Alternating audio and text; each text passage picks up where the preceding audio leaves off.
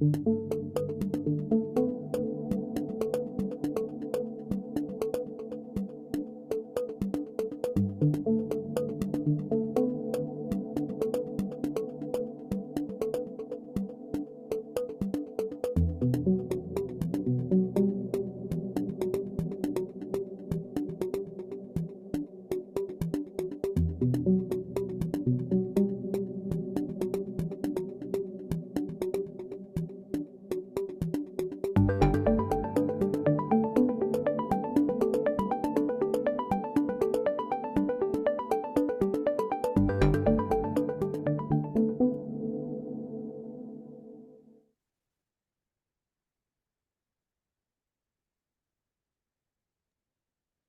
morning, everyone, and welcome to the Policy Learning Platform Meetup with Projects. It's a lovely Monday morning, and it's my pleasure to be a host of this webinar. I'm Irma Strauskaite, Head of Communication Unit at Interreg Europe program. It's really great to start this week by welcoming you, our third call projects mostly, who were eager to join this online event and to learn about our second pillar, the platform.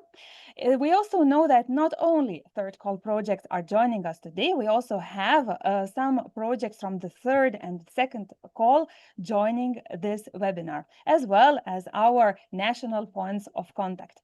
Welcome all of you here in our webinar. So with this morning, the two upcoming hours, we will be having a nice and active morning. Before we check what is our program for today, I will introduce few practical details about our online event. Already the title of this event, the meetup, promises that there will be some interactions, and I will be welcoming many of my colleagues in to introduce you the policy learning platform, and you will be able also to get to know our policy learning platform team and also other projects. So in terms of the practical details, we are using Zoom. We can see that some of you already have cameras on. You can keep them on or off. We will definitely invite you to put your cameras on and microphones on when we will be talking in a smaller groups. But for now, I would like to ask you, all of you, to turn your microphones off. For questions, it's a very important thing to know that for questions, we will be using Slido. If you head to Slido and enter policy learning, you will be in the environment where you can submit all your questions. And here in Lille, from our offices, we have a dedicated team who will be monitoring, and all our speakers will be answering your questions. It's Ségolène and Ilaria today behind the scenes monitoring the questions, and all other speakers will be answering them live or also in the chat. We also have a chat here on Zoom, and I can see that you are very active, telling from which projects you are. Don't hesitate also to tell you from which country you are joining, because we know that we have almost 200 project partners were registered, and it's only from all the countries, and it was only North Macedonia missing. So we hope that all of you are present today as well. For the presentations, they will be available and published on our website, so don't worry about this. Immediately, you will find all the resources available on our website. And we are also recording this online event, so the recording will be also published on our website. So now, as you know all the practical details, you know how to use the Zoom, and you know where to ask questions in Slido. We can have a look what's waiting, what's on agenda for us for the 2 upcoming hours. After a short introduction we're doing now, it will be my colleague Hassan who will be presenting you where we stand with the program implementation. Afterwards, we'll have a presentation by my colleague Magda presenting you the policy learning platform rational services and also explaining you how you as the program you will be contributing. After each speaker, we'll have interactions, questions, and exchanges. And then from 11 o'clock, we'll have 45 minutes. We'll be working in the groups. There will be a possibility to meet. Before that, we will present you the expert team. It will be Antoine, our colleague, presenting that. And then we will be divided all in the groups, and we'll have the discussions and networking moment with this project tackling the same topic and our policy learning platform experts. And then some minutes to conclude. And this is how we will spend the upcoming 2 hours of this meetup. So to advance with the program, we are very excited that many of you are here, digitalized heroes. I can see also from Belgium we have joining many projects. So I think it's nice. It's time to remind you that if you have questions for the next speaker who is coming to present you the state of play of the program, it will be on the Slido. Before, indeed, we do that, we also will be launching several polls here on Zoom. And the first one, I think we are ready to launch to see how familiar you are with the Policy Learning Platform. Are you familiar? Have you already contributed or benefited from the Policy Learning Platform services? Yes, is one of the answer. Somewhat, I have already heard, but never contributed or don't know that much. And not really, it's the first time I'm learning more about the Policy Learning Platform. So we would like to ask you to, and would like to check and to know how much you know about the Policy Learning Platform. So please, now as this question popped out on your screen, choose the answer that corresponds most and let us know. Okay, so I think we are ready to see also the answers now displayed on the screen to see how much you know about the Policy Learning Platform. And I can see that 20% of you say that you already know or contribute to the Policy Learning Platform. It's great, so you have experience, and there will be opportunities to share that later in the groups. 49% say that somewhat I have already heard about it, but never contributed. It's half of you indeed that belong to that group. And this is why we are organizing this event to explain you more about the Policy Learning Platform services and how you can be active and participate. And 31% say that it's first time for you, you want to learn more about it. That's also great, because this is also the purpose of our event, to equip you with the knowledge so that you afterwards know what services to use. Okay, now it's time to welcome Hassan Martinez, my colleague, who is a coordinator for projects at the Interreg Europe. And Hassan, good morning. Good morning, Irma, and good morning, everyone. The floor is yours to present the program state of play, to explain where we stand with the program, and to give a short introduction. Okay, thank you. So good morning, everyone. As I said, I'm very pleased to be with you this morning, and I will briefly introduce the program state of play. I'm sure that most of you know that we are part of the cohesion policy. The European Union promotes cooperation between regions and cities to help with their economic and social challenges, development. And this European territorial cooperation is better known as Interreg. So as you can see on the screen, we are part of the big Interreg family with 86 programs, and that is organized in 4 different strands. Interreg Europe is within strand C, interregional cooperation, with a total budget of 394 million euros.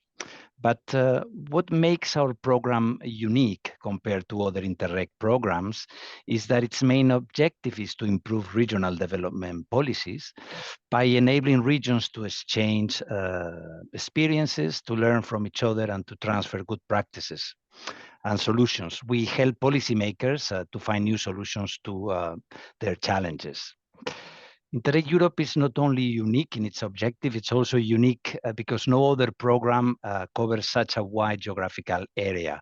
All European regions plus partner countries are part of our family. Interreg Europe also covers all topics of regional development, contributing to all policy objectives: a smarter and greener Europe, better connected, more social, and closer to citizens. You can see in the slide that we deliver our mission through two main actions, what Irma was referring to as the pillars of the program.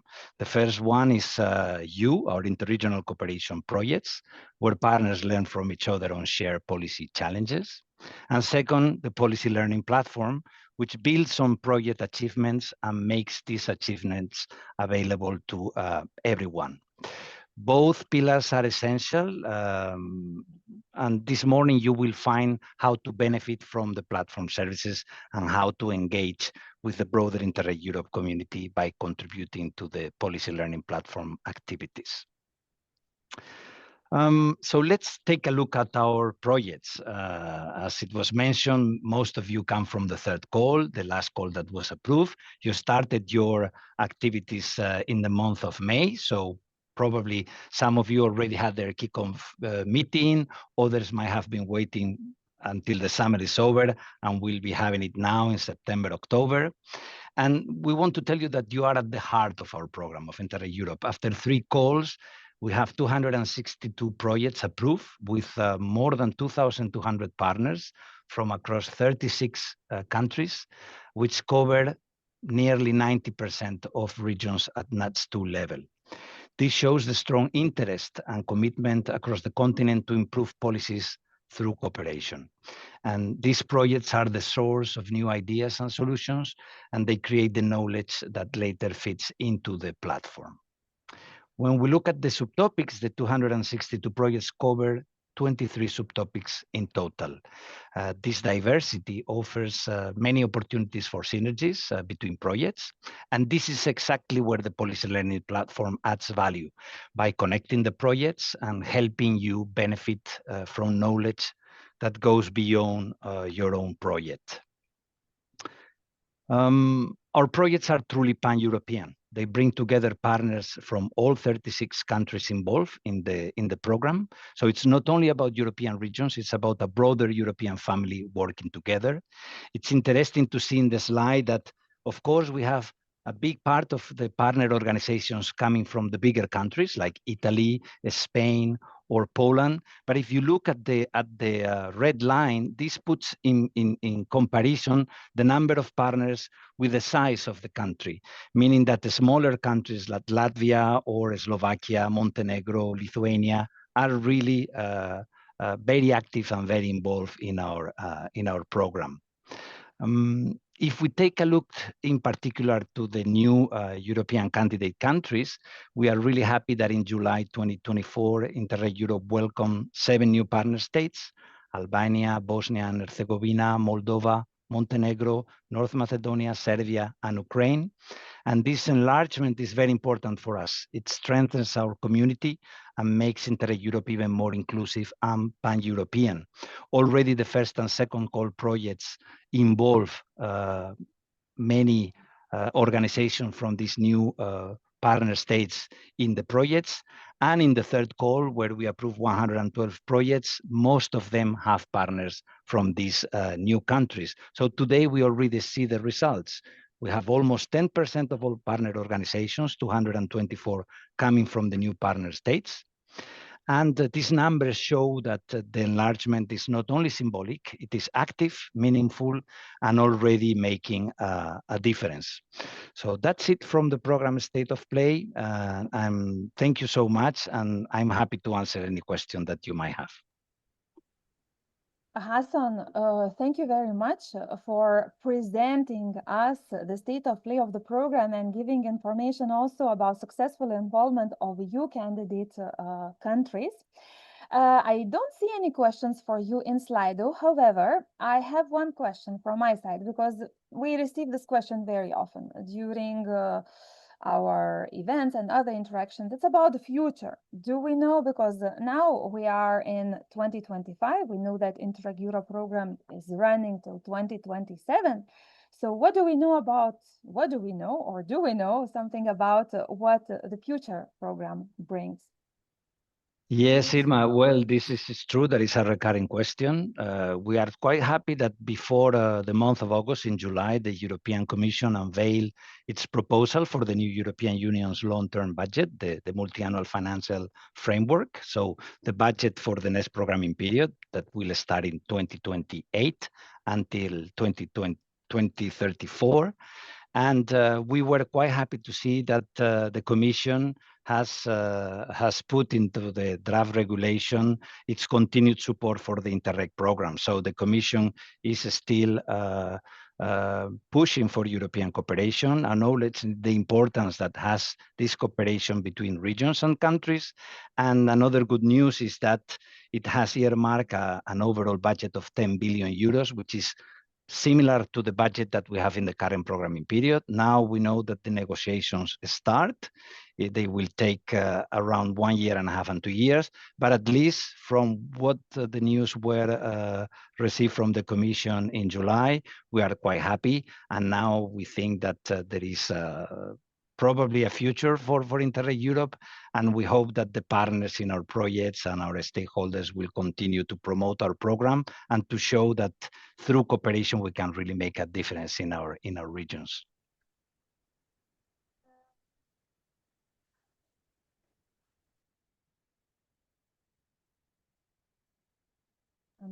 Yes. So Hassan, we have also a question related to your slides and the presentation. I see that Berit is worried that we didn't receive this question through the slide, and Slido indeed we did. And the question is related to the slide you were showing, Hassan, where you were presenting project partners by countries. And there were charts showing how many project partners are involved in the project. And there was also the red line.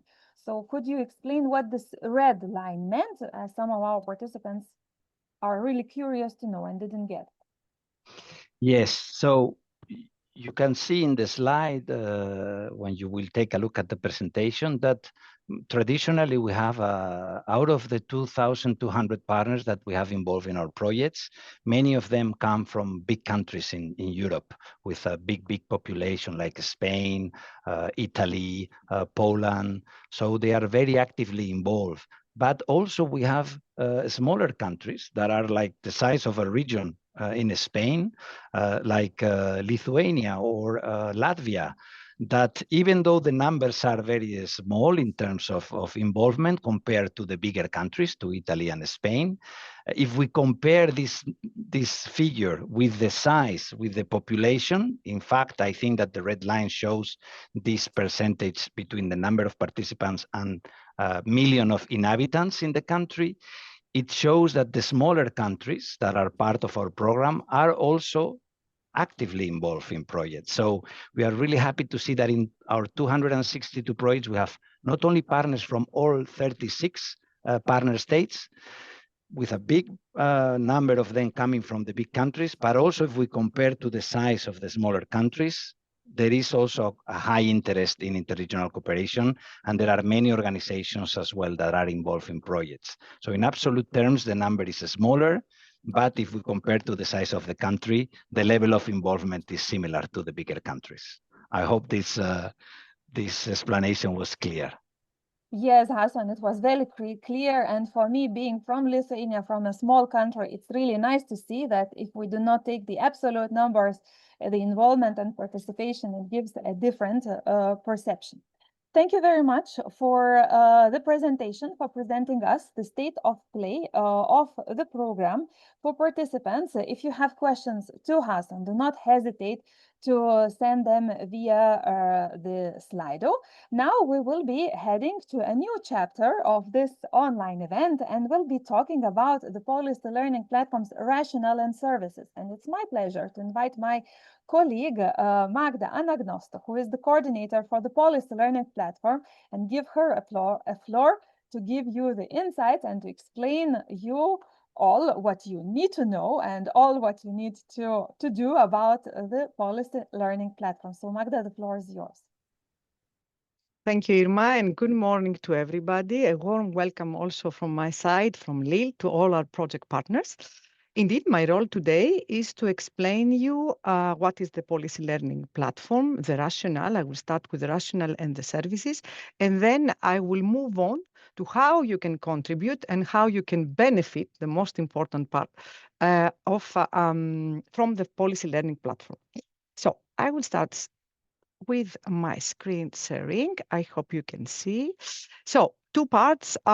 We start first with the why, of course. Why the program decided to launch such a strategic initiative as the policy learning platform. The whole idea and our starting point was to capitalize on the projects. And there are several reasons why we want to do this. I can name the two most important ones. First of all that you're doing in your projects is not only relevant for your partnership, but it can potentially be of relevance to other regions in Europe. So you are working within your partnership with 6, 10 partners. You are addressing shared regional development issues, be it in economic development, on environmental or social issues. But what you're doing within the partners has relevance also to all the other regions that would like to improve the regional development policies. You may even remember in the application form, we asked you these questions. It was a question on the application why the issue is important for the European regions. So there is relevance, European relevance on what you are doing in the project. The second reason is, of course, the richness and the variety of our projects. You've seen Hassan presented, we have 262 projects that have been approved. We gather more than 2,200 partners. Imagine the knowledge, the networks, the practitioners that are involved, the good practices and the results that you achieve is really a treasure, and it would have been really a pity not to share this with other regions. In this visual, it's summarized quite well that the policy learning platform is building on the project's input, not only the good practices that you collect and you report back to the program, but also the results you achieve, the policy development, the networks, the people that are involved in your project. So the policy learning platform is building on all this, it exploits it, and it makes it available to all European regions, anybody interested and involved in regional development policies. So let's have a look what the policy learning platform is. In a nutshell, is a capacity building tool. The policy learning platform is offering continuously policy learning opportunities to improve your regional policies through three main services. We like to say that we offer you access to knowledge. There are tested policy solutions available coming from our projects, but also beyond. We offer you access to people, a large community network of practitioners that are working in improving the regional development policies, and also access to expertise, more tailored expert support to improve specific needs, specific challenges of a region. We will go through that in detail. So first of all, access to policy solutions. As we said, the policy learning platform exploits the results, the content that comes from the projects. Of course, you identify good practices in your projects, you report them back to the program, and our policy learning platform experts, they will look at these good practices, they will validate them for their learning and transferability potential, and they'll make it available on our website. Here on your screen, you see a screenshot of our website, the main menu, and you see under policy solutions what one can find. So more than 3,500 good practices available on our database, where people can search them from keywords, from topics, and they can also contact the practitioners, the owners of the good practices, and find out more. But we exploit all the results of your projects. We exploit the content that you have in your on your projects, and we depict, our policy link platform experts depict the most interesting examples, and then they showcase them in different publications. They write policy briefs in key topics of EU agenda. They write successful stories, and they even present your results in webinars. And all this is available online under the policy solutions for any interested region to find out more. of course, there is a plethora of content, and to facilitate a little bit the reading and facilitate the access on this content, we recently launched the thematic collections. Actually, we handpick on a specific topic the most interesting resources, the webinars, the policy briefs, the stories, the good practices. We have it in one page, and you have a quick access to this.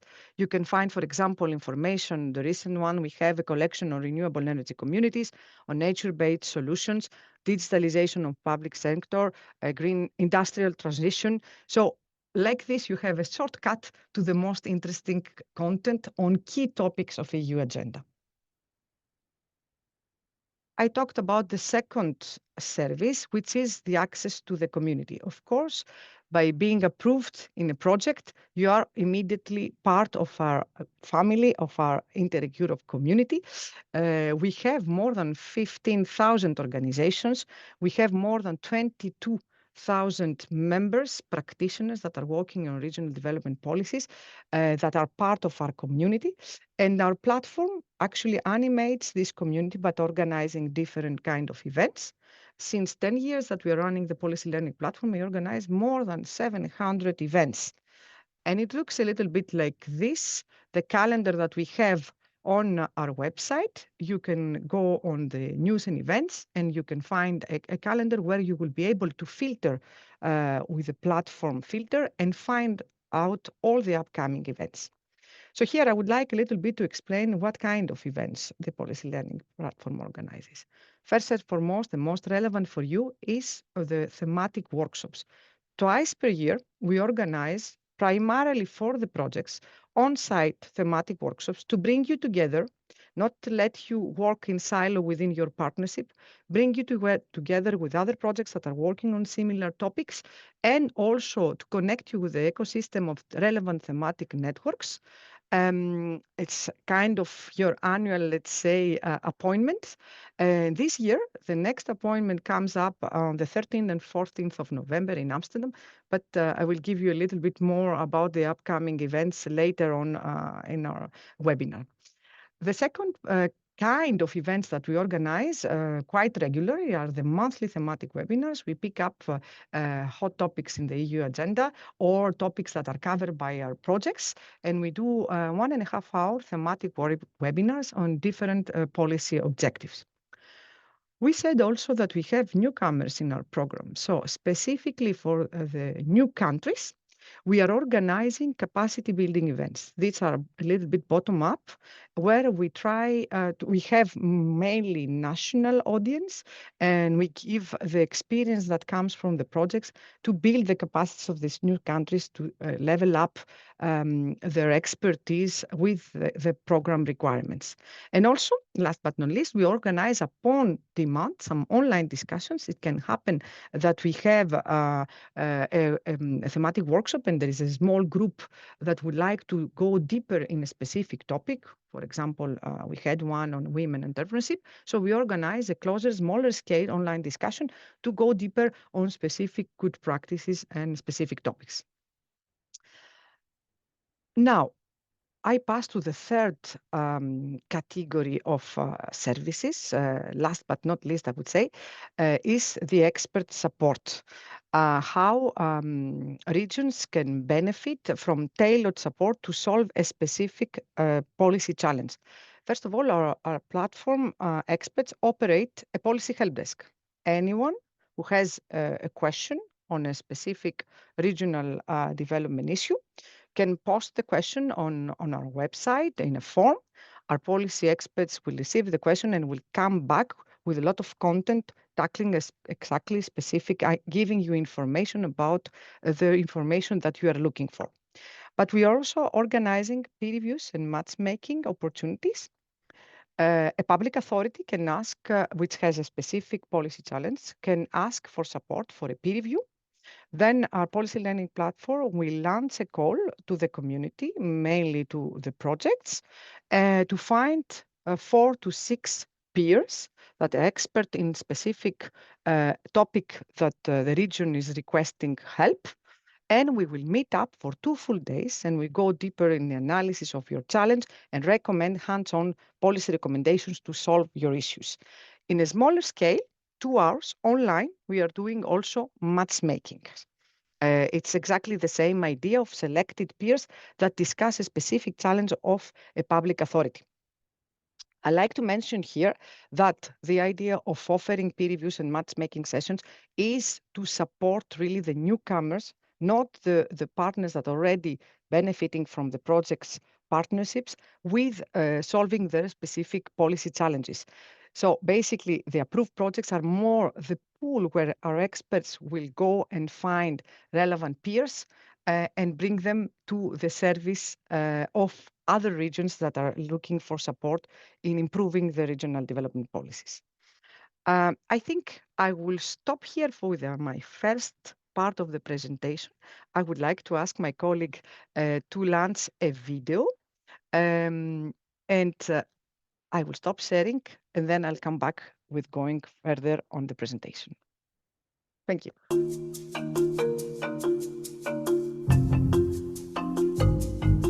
Imagine if you could easily find solutions to make your region or city smarter, greener, better connected, more social, and closer to citizens.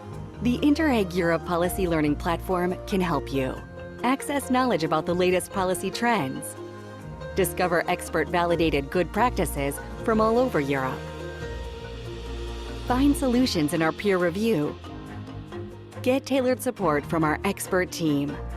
We can connect you with the right people and organizations. Together, we will find ways to solve your region's or city's challenges. Start your policy learning journey today.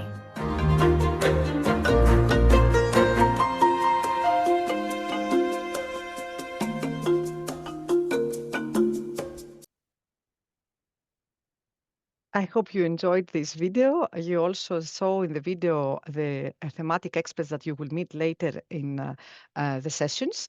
So now we will move on a little bit with our presentation, and let's come to the, I would say, most interesting part, which is about how you can contribute in the work of the policy learning platform, and most importantly, how you can benefit. And the last part, I will talk about the reporting obligation that you have about this involvement that you have in the policy learning platform.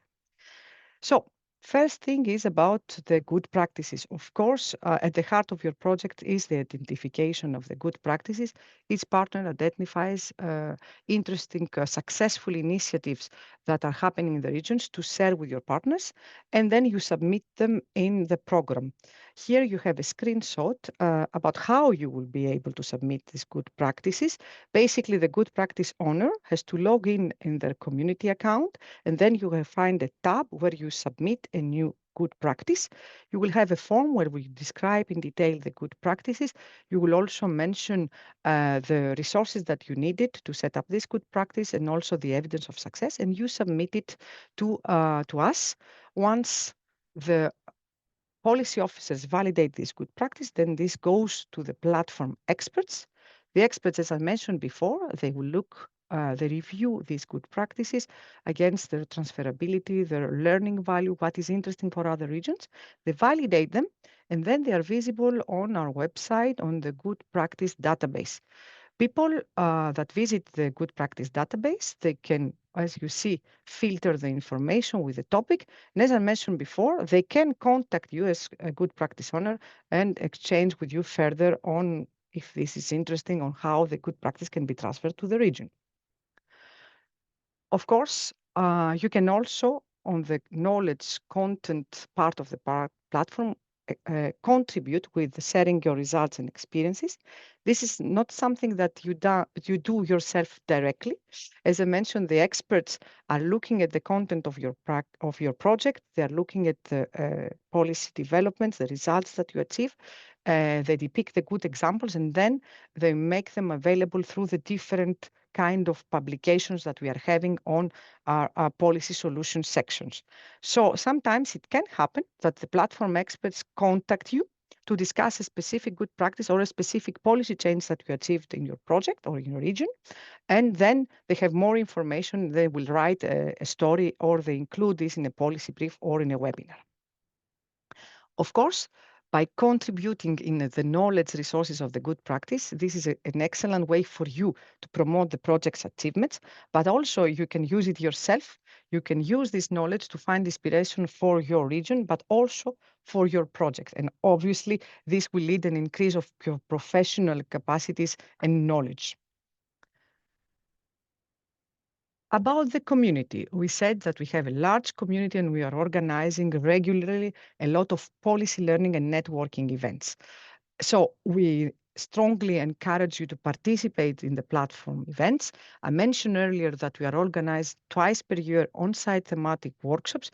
This is where we would like to invite you, and you will see all this information, because that's the forum for you to create synergies and to exchange with the projects working on similar topics. You have also in your project travel budget under the flat rate foreseen this participation. You have foreseen up to 10 program events participation over the lifetime of the project. So we very much welcome you in these events that we are organizing with the Policy Learning Platform. Also, the way you can contribute is, of course, by becoming a speaker. We are organized, we said, online events, on-site events. Our experts will reach out to you sometimes to invite you as a speaker to share one of your good practices, to share result of your project. Again, in that case, the travel and accommodation costs will be covered by the platform. Of course, this is an excellent way, again, to meet other people, to meet like-minded people, to exchange, to connect, to expand your network, and to create synergies, of course, with other networks or other projects. Last but not least, I would like to talk about how you can contribute to the expert support services. Of course, by becoming a peer, I mentioned it before, we are organizing peer reviews and matchmaking sessions, and there is an excellent opportunity for you to become a peer and contribute on how another region can improve their policies by sharing your good practices, sharing your experience. Again, here, the travel and accommodation will be covered by the platform, and also your staff costs, flat daily allowance is also allocated to the organizations. Some may wonder, is it worth becoming a peer? I would say definitely yes. It's a wonderful opportunity to inspire other people, but you are also get inspiration. It allows you to make an impact, to influence how other regional policymakers make policies. And always we have seen from more than 100 peer reviews that we organize that there is a win-win learning exchange. Also, the peers have great opportunities of learning from the other peers and other regions that are participating in this kind of activities. So, nota bene here, I'd like to say about the targeted calls. As I mentioned, once we have a peer review application, our platform experts are launching a call for peers. So you may receive directly an email from our experts to join a peer review on a specific topic that you have expertise and experience.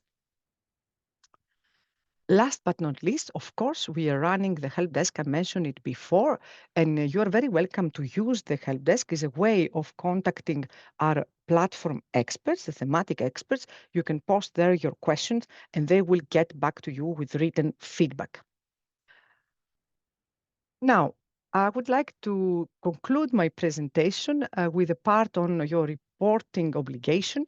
We do ask you in the progress report to report how you were involved in the policy learning platform. Under the policy report, the third tab, it's called Policy Learning Platform. It is very simple and concise. We have basically two questions. The one question is to ask you if and how you used the different services of our platform. And the other one is to a forum for you to share your suggestions, topics that you would like us to work on, or services that you would like us to offer. So any idea that comes there, you have the possibility every semester to share it with us. I think I'll close with just some tips that we have already collected from the progress reports that you have been giving us input. Basically, some recommendations. It's very important that you give us feedback only on the platform activities. We've seen sometimes that you're reporting on program events, for example, the project training days, the lead partner seminars, webinars, or reporting principles. These are program events, so please keep it just to the platform information, not reporting on European Commission events, but really the ones that are organized by our platform.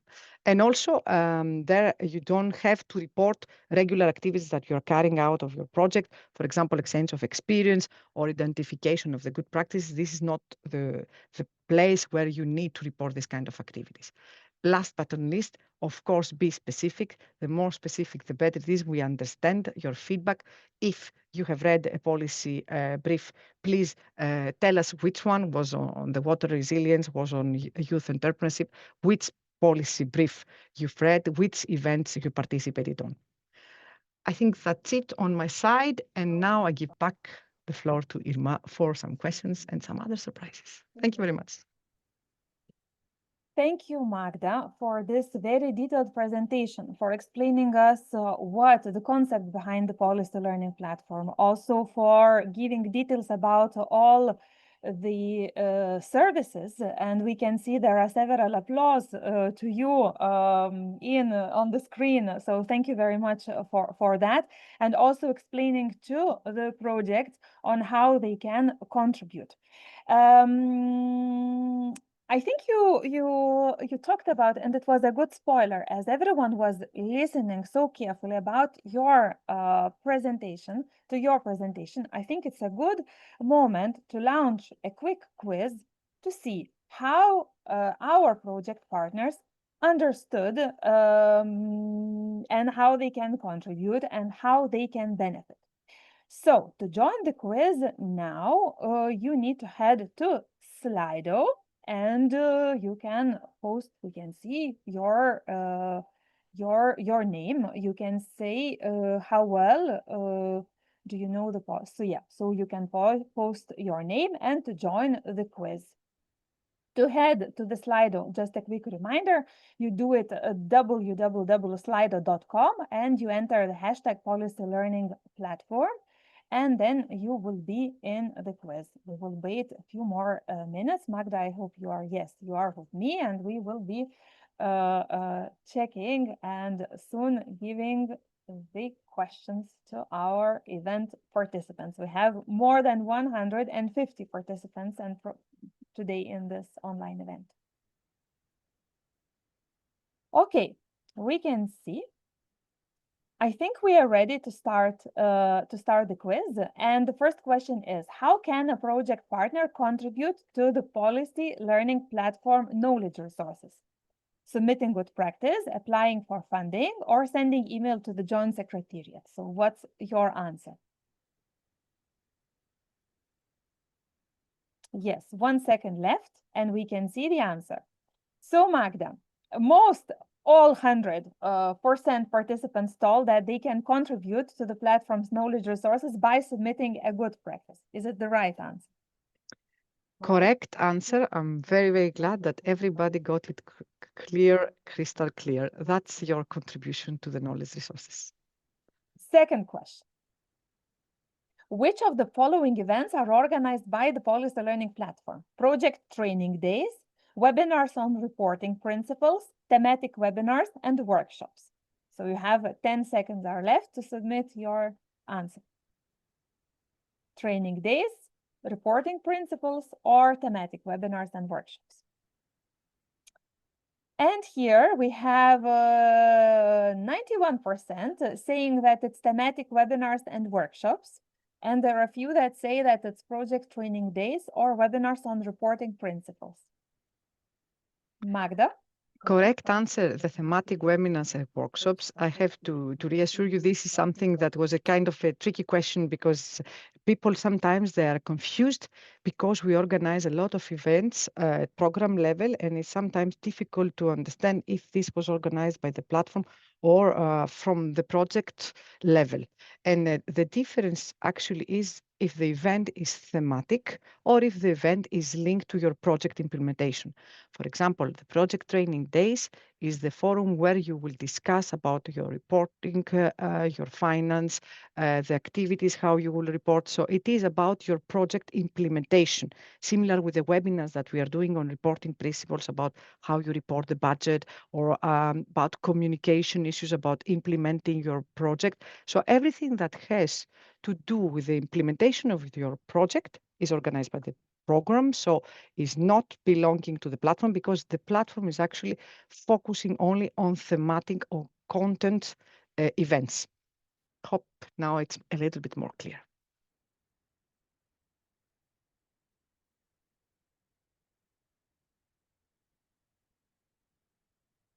I think it's clear. And the third question is, how can projects engage with the platform community?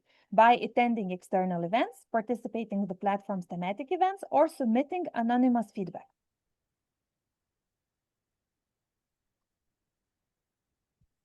And we can see the answer. So projects say, all of them say that they can engage with the policy platform community by participating in platform's thematic events. Any comment, Magda? Exactly. That's the way you can engage with our community, come to our events, participate on all the activities that we are doing. Thank you. The next question is, what type of expert support does the platform offer to projects? Organization of exchange of experience activities, monitoring of project implementation, thematic advice through a policy help desk.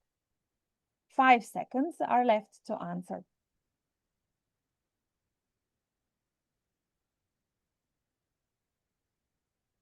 Here, we have 71% saying that it's through thematic advice through a policy help desk, and 30%, 29, say that it's through organization of exchange of experience activities. I think here you need to explain us and tell us the right answer, Magda. Yes, again, that's an interesting question that we have here to clarify a little bit the role of the platform and what you're doing in your projects. Indeed, the correct answer is thematic advice through the policy help desk. And it's very important to clarify that the policy learning platform is not there to organize instead of you on your behalf the exchange of experience activities that you are doing within your project. Is a tool that goes at macro level, so is not replacing the work that you have to do within your partnerships, so is not organizing exchange of experience study visits that you are doing within the project implementation. Thank you for this clarification. And then the last question is now, you can see it on the screen. What is the best way to become actively involved in the platform activities? And the options are: become a speaker in the webinar or workshop, become a peer in matchmaking or peer reviews, participate in thematic workshops, or all of this above. So please choose the right answer. Yes. Magda, for this, we have 80% saying that all of those answers are correct. And then we have 5% saying that you could become a speaker in a webinar workshop, or 15% saying become a peer in matchmaking or peer reviews. Indeed, you can do all of it. You can become a speaker in the events that we are organizing. You can become a peer in this expert support matchmaking and peer reviews we are organizing. And of course, you can participate in the policy learning and networking events that the platform organizes. So you can be involved actively by doing all of this. Thank you for all participants. We can see that it's Katalin who was the fastest one and got all the answers wrong. We have Elizabeth, Ivan, Natasha, Michaela also that were very quick to answer all the questions. But indeed, congratulations are also to Magda, who was very good, I would say, to present everything about the policy learning platform. And congratulations are to all of you, because you were also amazing, very quick and actively participating, and got it really well, the information, and got it how you can benefit from the policy learning platform services. We also have, Magda, a few questions on the Slido related to your presentation. Valenta, for example, is asking you, should a good practice be validated by other project partner before being added to the policy learning platform, or it will be validated afterwards? Thank you, Valentin, for this question. Actually, the good practices, how you work with them within your project belongs to your project. Usually, it's not that the other project partners validate the good practice. Usually what is happening is that you identify a successful initiative in your region and you share it for knowledge exchange within your partnership. Then the validation process happens at program level. So the owner of the good practice will submit this good practice. Either they have discussed it or not with the project partners in the program, as we said, through the website, through their dashboard from the community. And then the validation process comes to the program. The policy officers that are following your project will validate for the evidence that you provide the good practice, and then they will pass it to the platform experts that will look on the learning potential of the good practice and they validate it and put it on the database of the program.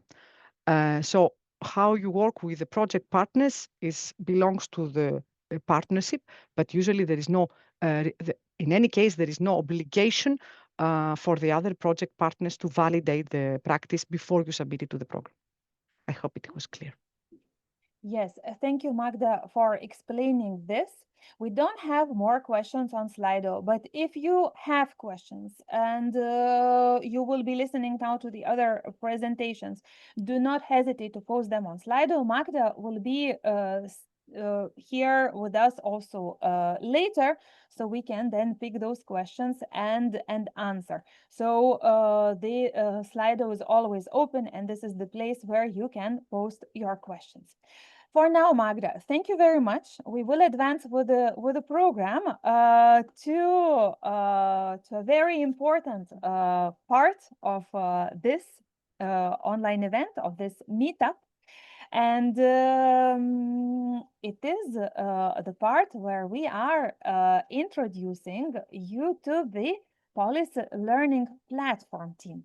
And it's my pleasure to welcome someone special from the Policy Learning Platform team, Antoine Duquesnoy, who is a thematic manager at the Policy Learning Platform. Antoine is here with us today. Hello, Antoine. Good morning, Irma, and good morning to everybody. Yes, great to see you, Antoine. And I'm very glad that you have this very important role today, because today it's about the meetup. And Magda already talked about the services of the Policy Learning Platform, about hundreds, I would say, 1,000 resources your team is reviewing. And it's also very exceptional that today, during this event, we also have all the team today connected and on board. So the floor is yours to present this team to our project before we go to the very practical meetups in the rooms. But at first, I let you to present the team, and then I will be back to present how we will be heading with how we will be doing with the next part of this event. Thank you, Irma, and also very happy to be here and to see so many of you having the opportunity to further exchange with you. So what you have seen from now has been all of the services that the Policy Learning Platform has to offer to you, how you can benefit from it. In a minute, you will get to exchange with the people behind the scene, the thematic experts. But before that, I would like to introduce them, this bunch of handsome people, to all of you. I think it's also very important to take the time to do so, because if you have any content-related questions, so really about the topic of your project, if you need some help to access all of the resources that the platform has to offer to you, you can contact them directly through the website. you will see in the chat. You will see their bio, their area of work. So don't hesitate to drop them an email and they will be able to help you on all of this. So the policy learning platform, I would say it's always about the people. We have a team of 15 thematic experts. Each of them, they have their own area of expertise, but we have clustered them into different categories based on the policy objectives that we are addressing. The first team we have is the team of Smarter Europe. So you can see here all of the people involved. We divided into two different categories. First, we have Marc, Arnaud, and Laura. And together they're working on the topics like research and innovation, digitization, S3, etc. Maybe, I mean, Arnaud today is not here with us, but we have Marc and Laura. So maybe you can turn on your camera and say hello to our participants. Good morning, all. Thanks, Antoine, for giving a chance to talk directly. And yeah, with our team, we'll be having a little breakout session with you shortly. But looking forward to the chat. Thank you, Marc. And then still under the SMART team, but focusing on SME competitiveness, accelerators, how to boost entrepreneurship, we have René, Marthe, and Luc, together with Kadri. Kadri hasn't joined the team officially yet. She will do so very soon. But today we have René, Marthe, and Luc. You can also turn on your camera and say hello, and then you will, of course, meet them in the respective meeting room in a minute. Yeah, hello, everybody, and nice to see you all here, and see you in a second or in a minute in a meetup room. Thank you, guys. So this is the SMART team. We also have our Greener Europe and More Connected Europe, so PO2 and PO3 in our jargon. And as you can see here, they are addressing different topics. So focusing on areas like energy efficiency, energy transition, but also rural mobility, urban mobility, TEN-T. We have Katarina and Simon. And we also have on slightly different topics, but still under the Greener Europe team, Astrid, James, and Magda. They're focusing rather on topics like biodiversity, climate change, water management, these types of activities. So again, I would be happy if you can turn on your camera and wave to our participants so they can already identify you. Good morning, everyone. Nice to see you. Our social team, so under PO4, is composed of Eric, who is, of course, supported by Marthe and Luc and Kadri, which you have already seen. So the topic of PO4 is also quite wide. It can tackle topics like integration of marginalized community, better access to labor markets, but also topics like healthcare, for example, or tourism. So they are the one you want to talk to if your project is dedicated to these topics. Guys, if you can also turn on the camera and identify yourself. Good morning, everyone. Very nice to meet you. See you then in a minute in the breakout room. Thanks, Eric. We also have our PO5 team, so Europe closer to citizen. Here you can recognize Astrid and Arnaud. They are our experts when it comes to PO5. They're also supported by James and Magda, who you will see in the meeting room very shortly. James and Magda maybe say a few words to the camera. Yeah, good morning, everyone. Great to see so many people here, and we'll see you shortly on the other side.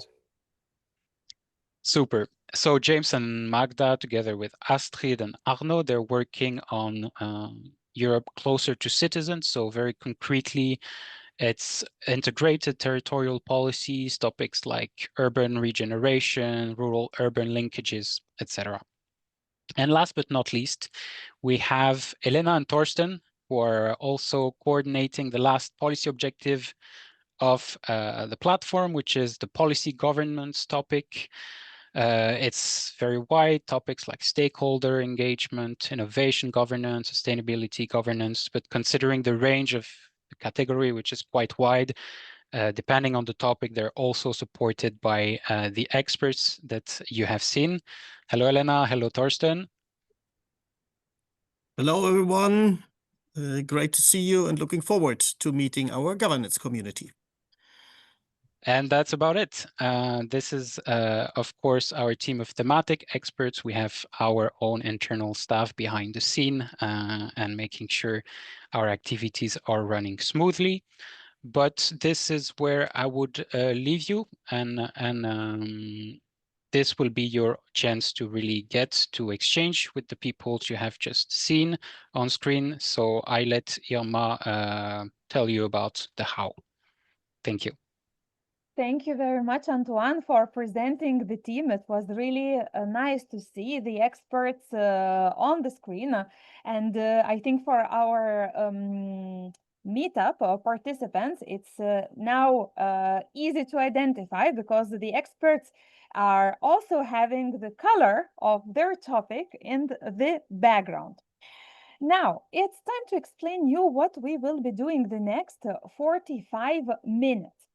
In the next 45 minutes, we will be working in the groups where you will be able to meet your thematic expert to learn about the thematic resources. There will be also opportunity to present yourself and opportunity to get to know the other projects.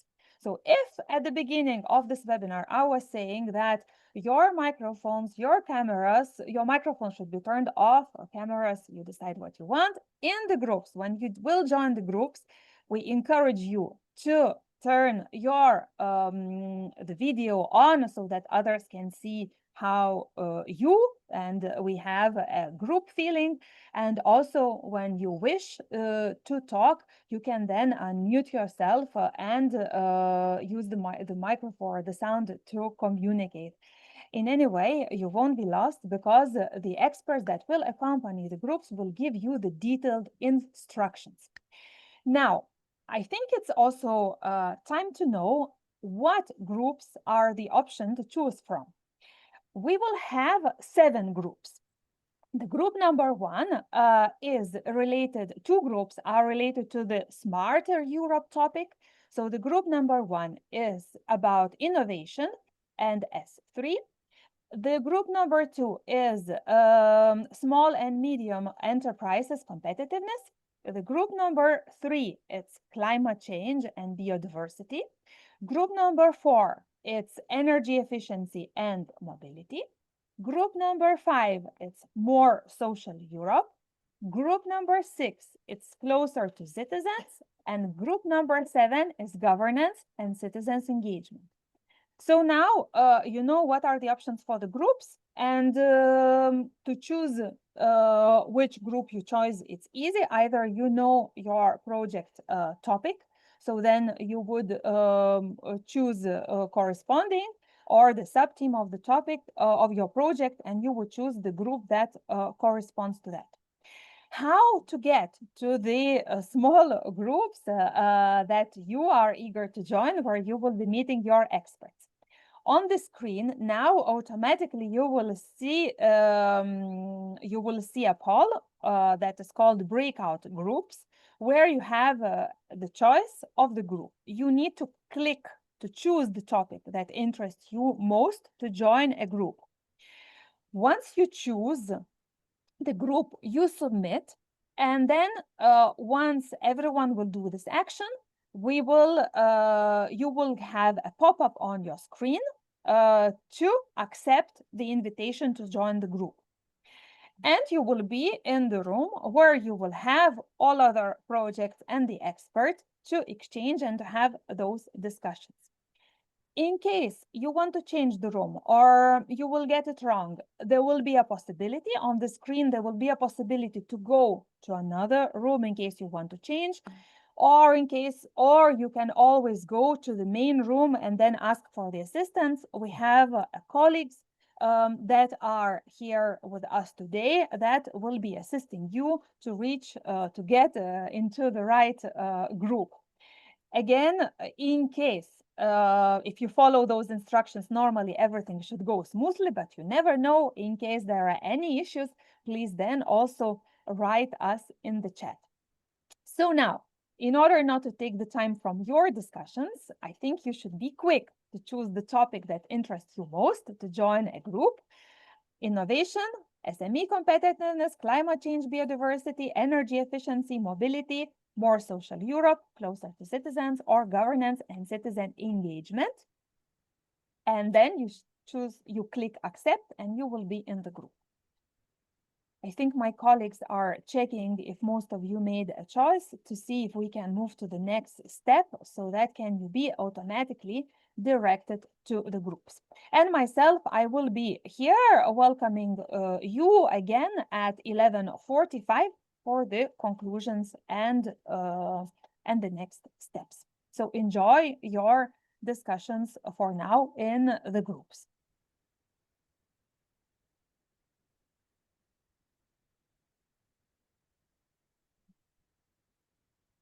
We can see that everything is going smoothly. Our participants are heading to the breakout rooms to meet their experts on the other projects.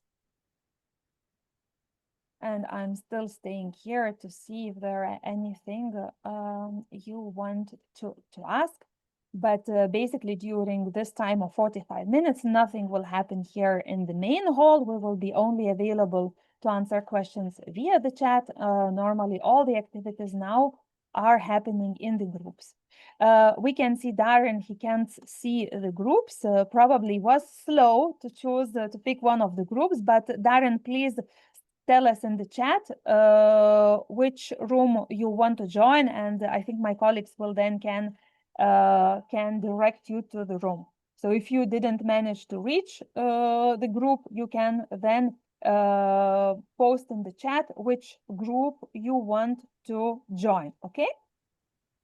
I'll ask you Yes. directly. I'm still here. I should have been moved to number 1. Mark also still here. Okay, Mark also should be moved to the room. Okay, and we can see Linda already is posting. Darren should be 4 for mobility. Laura also should go to SMEs competitiveness room. Great, it will take a few more minutes. We are managing with colleagues and we are moving. Linda, you can choose which room you want to go. We will be glad to put you into the room you want. Please let us know what is the topic. It could be an idea to choose the topic that is close to the topic of your project. Biodiversity. Okay, great. Great. Okay, we can see less participants. There are still 40 participants with us in this main room, probably mostly from our secretariat. Yes, Antonella Mobility, Elizabeth for the social, and Yelena also would like to go to the social Europe.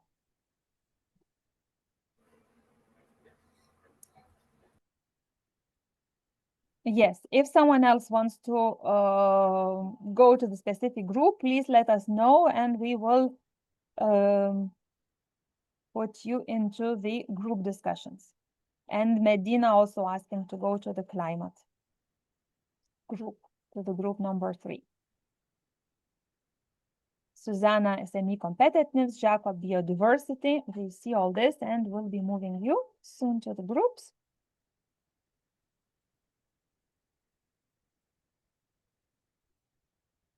Joanna, yes, you for sure you can join the climate change group. You will be soon moved then to this group. We can see that there are some other 30 participants in this main hall. So if anyone else wants to move to the group discussion to spend those 45 minutes actively exchanging with the others, with the experts, please let us know and post then your wished group in the chat.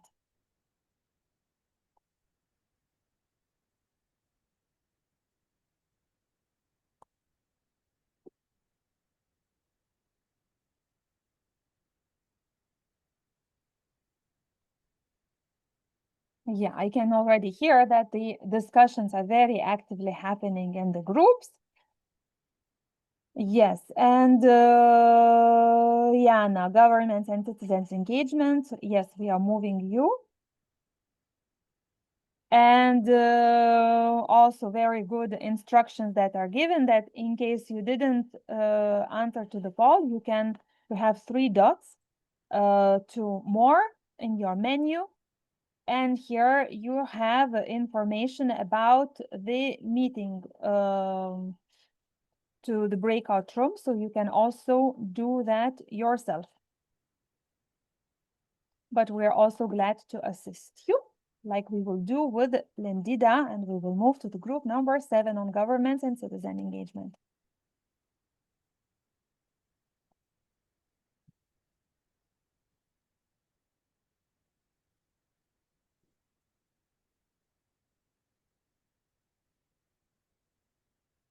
Great, I think we are fine. I'm doing then a quick break. I will be back at 11:45 to welcome other speakers in this main room. And if you need any assistance, then please post your comment in the chat. Thanks a lot and see you soon.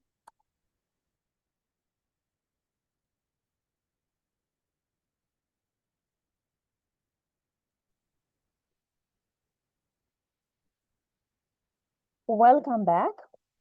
I can see that all participants are going back to the main room. We will wait a few more minutes because a few groups did not finish yet, but seems everyone is heading to this main room. We'll just wait few seconds to make sure that all the groups are back. I can already see that the group green is here. The group green is here. The group smart is here. The group more connected Euro. Let's check if we have Katarina and the Sure. and is here as well. More social Europe group is probably here as well, right?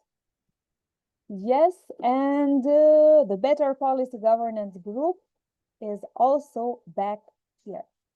Okay, great. Then welcome back to everyone. It's great to see you all. I hope you had a good discussions in the breakout rooms. Antoine, you are back with me for this last part to talk about what's next and what's next. And you were also joining one of the groups. Which group did you join and how did the discussions go? So I went to group number 3 about climate, and we discussed climate change, circular economy, and biodiversity. We had mostly people coming from third call projects, but you would think they might not be so experienced on our services, but there were a lot of interest, a lot of exchanges as well. We had about 20 people, and we explained a bit what the policy learning platform was doing on these respective topics. And we also collected expressions of interest on such topics to also promote our services, maybe trigger online discussions. There were a lot of interest when it comes to circularity in public events, or also water management. So interesting discussions, and we hope it's just the beginning. Yeah, great to hear, Antoine, that you had very good discussions. I could also hear that in the governance room, it was very hard to close the discussion. But good news are that Antoine now in the next slides will present what are the upcoming activities of the policy learning platform, and that will offer for you all information to see where else we can continue our discussions with the policy learning platform experts, and where we will have opportunities to network between also us, between the projects that work on the similar subject. So Antoine, please present us what are the activities of the policy learning platform where we all can get involved. Thank you, Irma. Over the last presentation and exchanges we just had, we tried to share with you all of the things the policy learning platform can bring to you. how you can benefit as project partners from our resources. So we talked about what we call access to knowledge with our different range of publications, the good practices, access to people with all of the events we're organizing, the webinars, the thematic workshops, and of course, access to expertise with the help desk, peer reviews, and the matchmakings. For publications and webinar, I encourage you to check our website. You will see them published quite regularly, but still, I would like to mention a few events that are upcoming. Definitely, as you know, at the platform, we're always very busy, so you will never get bored. And these are a few events where you might be interested in joining. The big one is Amsterdam. So as you can see here, it will take place on 12th and 13th of November. So this is a noon to noon event. And within this, let's say, a joint thematic workshops, we will organize simultaneously 3 different workshops based on 3 different topics, one on Smarter Europe, one under Social Europe, and one on citizens. I mean, I leave you take a look at the different topics that we have here. What I would rather stress is that the registrations are open. So if you take a second to scan the QR code on the top right corner of the screen, you end up directly to the registration page. So if this is a topic in which you would be interested in participating, even contributing, why not? Then join us in Amsterdam, and we'll be looking forward to seeing you. Then we will also be present in the EU Regions Weeks, more specifically on the 14th and the 15th of October, where the Policy Learning Platform and the Interreg Europe program will be involved in different sessions, which you can see listed in this slide. Maybe I would like to draw your attention on one of the session, which is particularly interesting and insightful. It's a high-level session where basically we will be discussing the EU Pact for Eastern Border Region, so very hot topic, with Raffaele Fito from the European Commission, so the Executive Vice President. So we are also very much looking forward to having you under our respective sessions in Brussels. Couple of interesting events upcoming as well are capacity building events. So as you can see, we're working on further integrating our new partner states who are not so new anymore. So from the Balkans and beyond, and here you see that in October and December, we'll organize 2 capacity building events. So the first one will be in flood prevention in Bosnia and Herzegovina. And in December, we'll have one in Montenegro to discuss interoperability. And then you can see in this slide and the next that we have a lot of upcoming peer reviews. They're very popular, as you can see. Magda mentioned earlier that the peer review should not overlap with the topic of your project. However, well, it doesn't prevent you from joining a peer review as a peer to share your expertise and to share your knowledge and to exchange with like-minded colleagues from different part of Europe. So if you have some expertise in one of these many topics, which you can see here, and you would like maybe to experience firsthand what it is to be in a peer review, take a look at the list that we have here.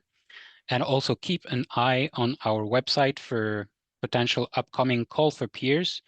And again, we would also be very happy to have you in one of those. So that's about it for me. I would like to thank you all for being here and participating. And I leave the floor to Magda, I believe, to wrap up. Thank you all. Thank you, Antoine, for presenting what are the upcoming activities.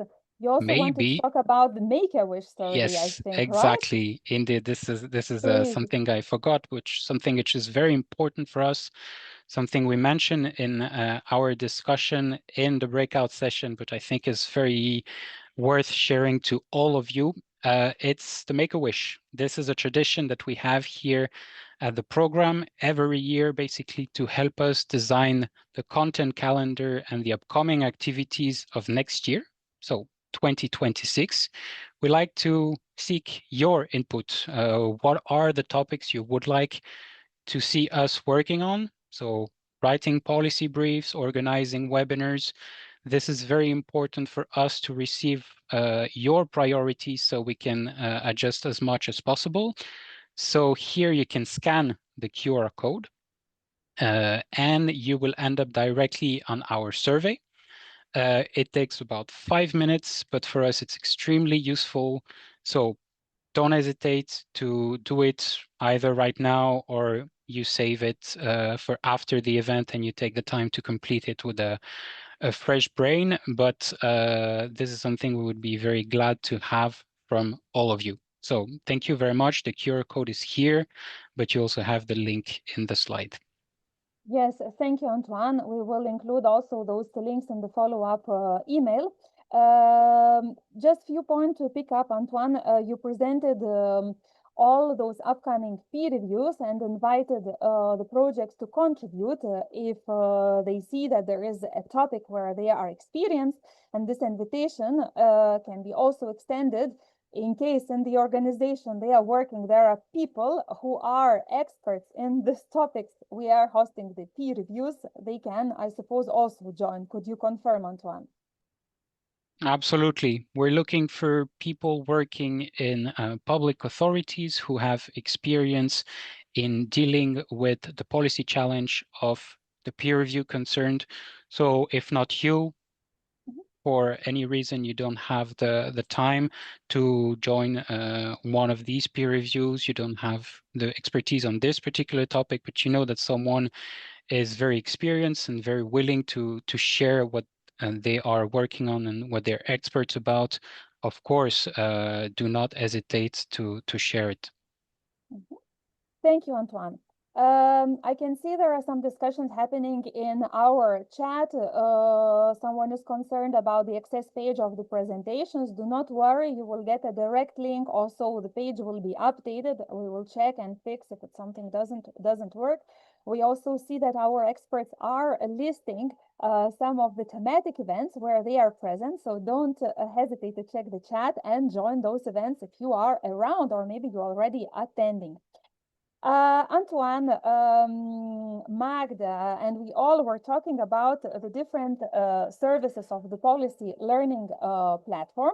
So to conclude this webinar, we will launch a very short survey to check how eager you are now to get engaged with the policy learning platform services. It will be a very short poll for you to answer a few questions, how interested you are in the policy learning platform services, because today you heard about the knowledge that our website offers a lot of interesting knowledge, the policy briefs, the good practices, the collections, the reports, etc. Let us know if you are eager after this online event to head to our website and to explore in deep the knowledge we have.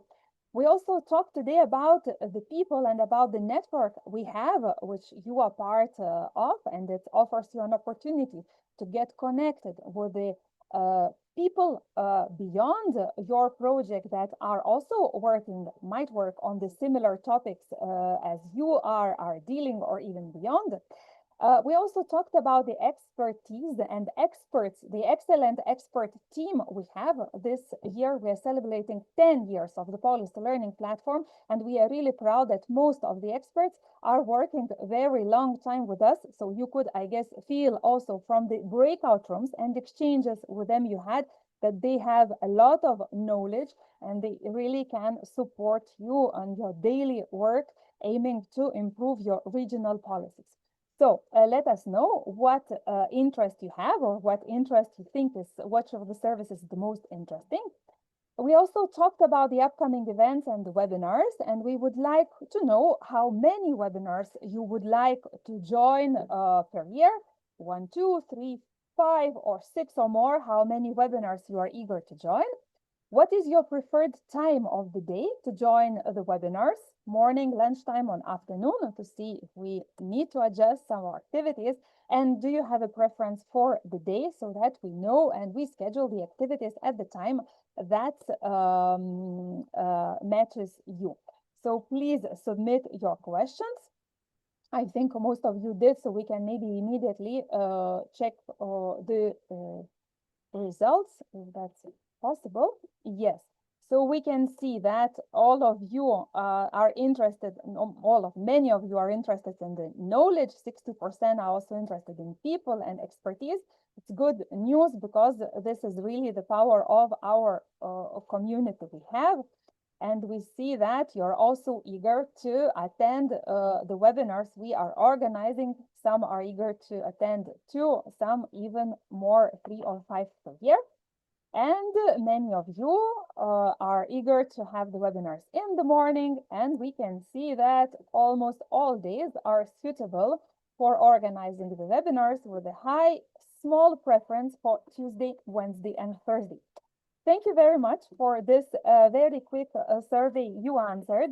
I think it's the right moment now to invite my colleague Magda. We will take a few more minutes just to close up for the concluding words. Magda. Yes. Thank you, Irma. Just very few words from my side, just to conclude, is the takeaways that I would like you to keep in mind after our webinar, what the platform can do and what the platform cannot do. So what the platform can do, they will invite you to join the platform activities. We talk about all the plethora of events that we are organizing. So they will get back to you and they will invite you to participate, to become speakers, to become peers in the matchmaking and the peer reviews. Also, the platform experts, they might initiate synergies between the projects. As we said, we are organizing the thematic workshops twice per year. So there is a forum where we bring the projects together and we try to create content synergies. They can also advise you on thematic questions, either for something that interests directly your region or for a topic that interests directly your project partnership. So please do use the policy help desk. And last but not least, we also take on board your feedback. It's very valuable. So as we showed you, we are doing regularly surveys where we get feedback on topics that you are interested in or other services that you are interested, so we can adapt, be flexible, and hear what is the need. You remember also in the progress report, we give you the opportunity to give us feedback on the policy learning platform topics and services. What the platform cannot do is everything that is linked to the project implementation. So as we said, at JS level, the Joint Secretariat, we are organizing lead partner seminars, webinars or reporting, training days. Everything that has to do with the monitoring and the implementation of the projects is taken care by the Joint Secretariat. And of course, we said that the policy learning platform will not organize exchange of experience activities that are happening within the projects, so on behalf of your organization. Also, everything that has to do with the applications, this is not the case for you. You are already approved projects, but also the platform has not such a role of monitoring the project implementation, but also assisting applicants with their application for approved projects. So to conclude, if you cannot find the way, please do remember the Joint Secretariat has the role to assist you on the project development and the implementation, while our policy learning platform is there to capitalize on the achievements, on the results, on the good practices that you are having, and organize policy learning activities. I think that's the concluding words. I hope that we created appetite and motivation for you to get engaged with our policy learning platform. Thank you from my side. Thank you very much, Magda, for explaining that. I think it's clear now for our project partners that everything what is related directly to the project, the Joint Secretariat, if it goes beyond the project activities, then it's the policy learning platform.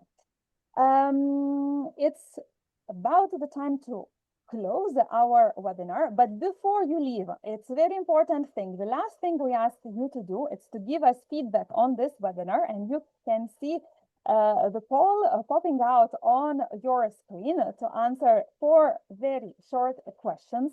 so that we know what you think about today's webinar. I could already see some emotions in the screen. Thank you very much for that. On my side, I would like to thank you to all the speakers that were in the studio here to present you the program, the Policy Learning Platform, Hassan, Magda, Antoine. Also to my colleagues who were in charge of the chat, it was Segolen and Ilaria. To the communication team that were running this webinar behind the scene. A big applause to Marie, who was ensuring all the technical side, also to Petra, Hannah, and Lisa and Vladimir, who were taking care of the chat and all the breakout rooms, and everything went smoothly this time. A really big thank you to all our thematic experts and the Policy Learning Platform team that were available today to meet our project and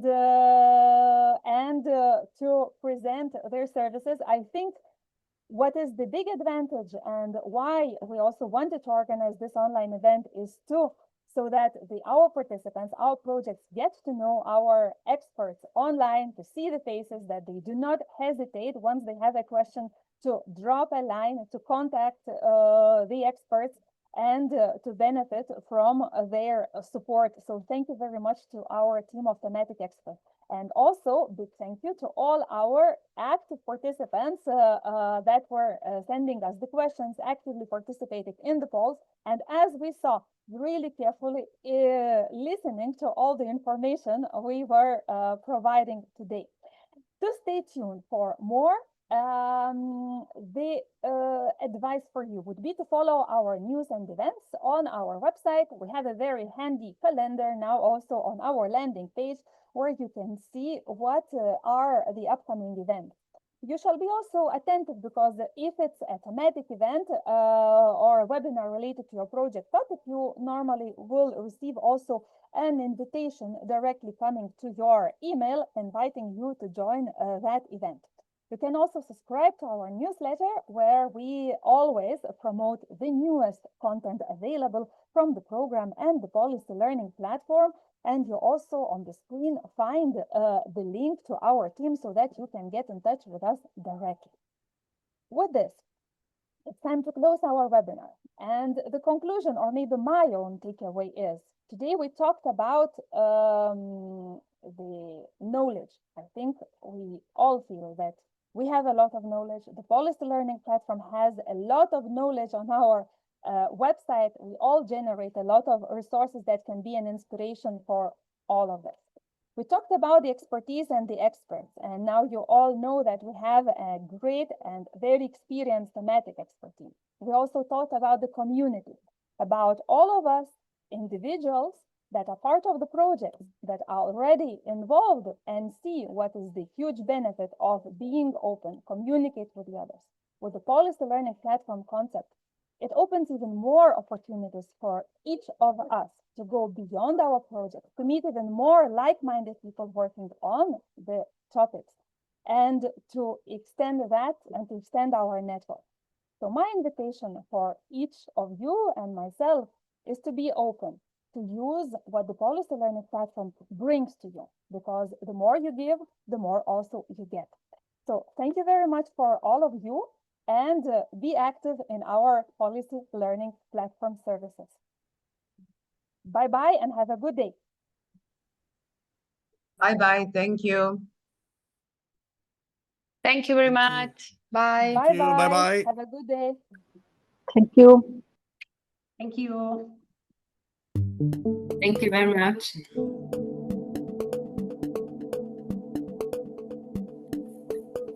Bye-bye.